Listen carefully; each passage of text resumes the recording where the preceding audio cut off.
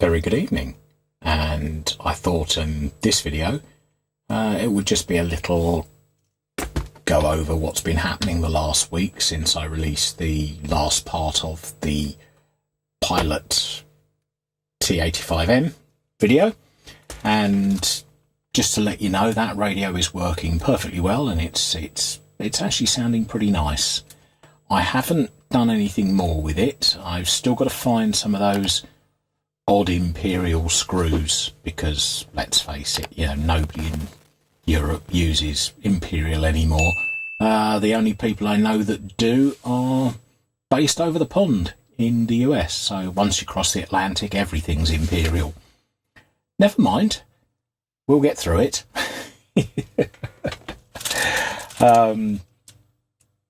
Quick one for Bill and Doug. Between the pair of you, you're both flapping kings. Oh dear. It's been funny watching these long videos. And just a couple of things, Bill. Those $10 dash cams, they work. In fact, I've got an old unit there, which used to be in my car. And it didn't last very long, I'll be honest. It was, like you say, it was cheap and you get what you pay for. The one that's in my car now cost a fair bit more than $10, I'll be honest. I did go by quite a few reviews and I bought something a little bit more substantial because I actually got some vouchers for Amazon a long time ago. I'm just trying to think. I've had it in the car over a year now, and I've got to say it does produce some very nice pictures.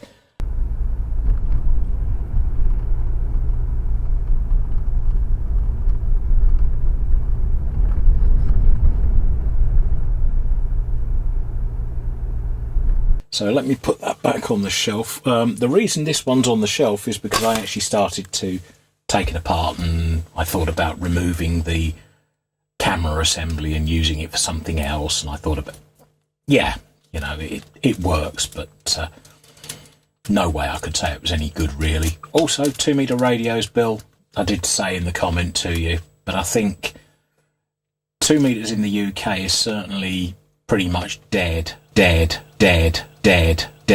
SSB is still in use, and there's quite a few people on sideband doing various things, making decent contacts, but we've got the usual problem in the UK where FM repeaters, idiots, the IQ zeros, lids, whatever you want to call them, we're inundated with them. Most people over here don't tend to bother with VHF these days. It's all HF or nothing. But anyway, that's off the beaten track, and we're not playing that game tonight.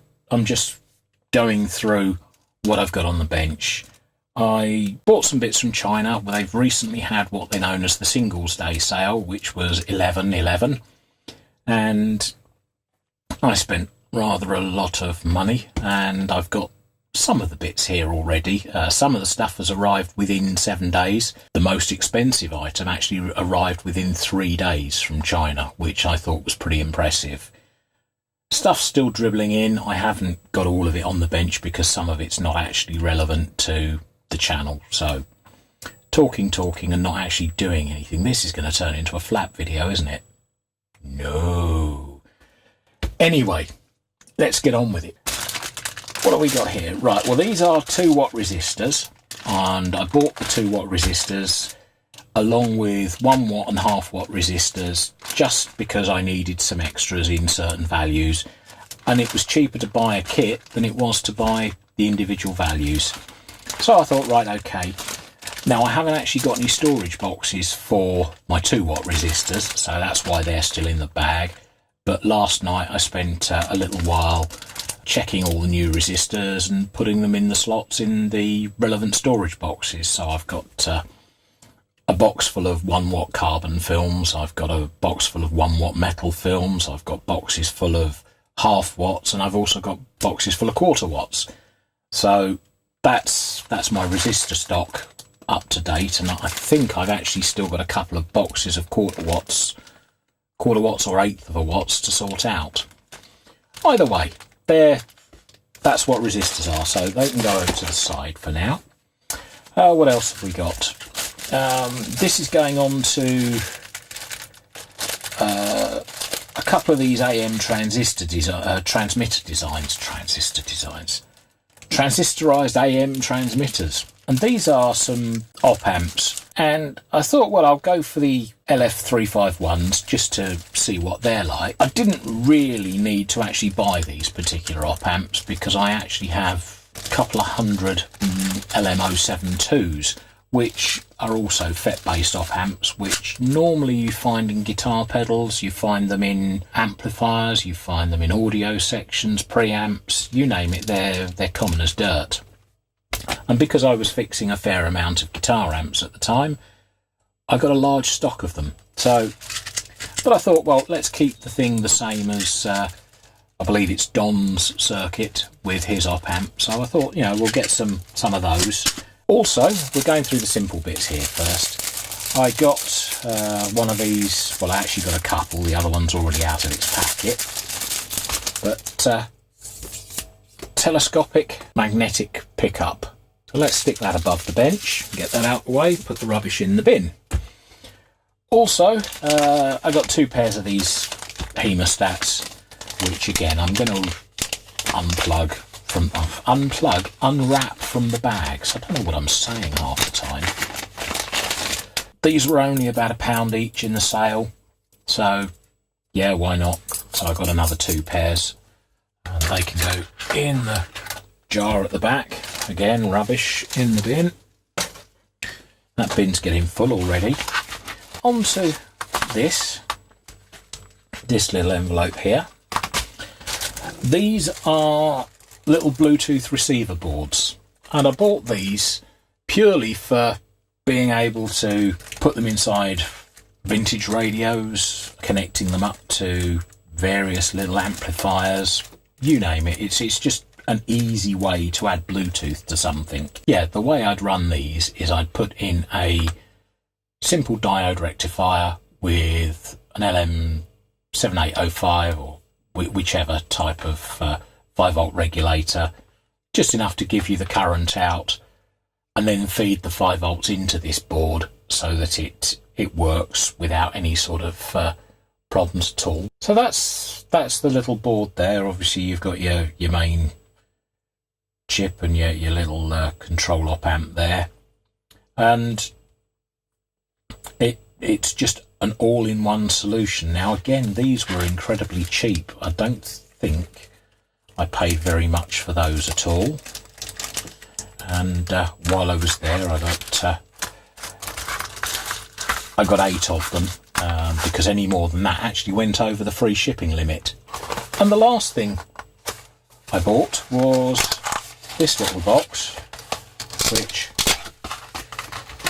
is a Google Chromecast type device, so that I can Wi-Fi or Bluetooth to my television. So if I'm looking at something on my phone or my laptop and I decide I want to watch it on the TV, I can just say, right, cast it to the TV and plug it in and turn the TV into a smart device. Yet to try it. Wasn't very expensive, less than $10 I think it was. They weren't expensive at all, and again in the sale. If it's any good, then fine. If it's not, then hey, what have I lost? So that's been the latest round of purchases. I did get another tripod. What else have I got? I got a sparkly background, rather than the one you see behind me at the moment. I've got a sparkly version of, it's meant to be glitter, it looks like mud, so yeah, maybe not, but yeah, there are bits coming. I've got some laser diodes coming, I've got voltage reference coming, I've got there's probably 20 or 30 items still in the post from China. AliExpress, Cyber Monday, as you can see, we're going over to there. My orders. Orders awaiting confirmation, so stuff that's been sent. Headphones, $1 a pair, less than $1 a pair, they're 90 pence, so yeah, voltage reference, £3.20, £1.36 for 10 laser diodes, digital recorder chip, 3D Christmas tree, 4-port USB hub, monopod, light bulbs for my photo lights, pain patches so that my back doesn't hurt so much, some USB cables. That tripod arrived today, so I'll just confirm that. Writing paper for my daughter, white noise generator, medium wave valve transmitter kit just for the fun of it. You name it. The MP3 player, that arrived actually. I got that today as well.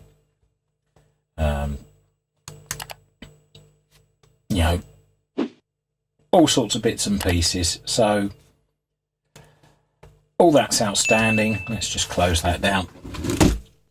So there we go. That's the situation. Just checking the time, and we are running very short and close to the 20 minutes. It's not meant to be a flap. It really isn't meant to be a flap. I'm going to edit bits out. Thanks very much for watching this little show and tell, and hopefully we'll see you for the next video. Bye for now.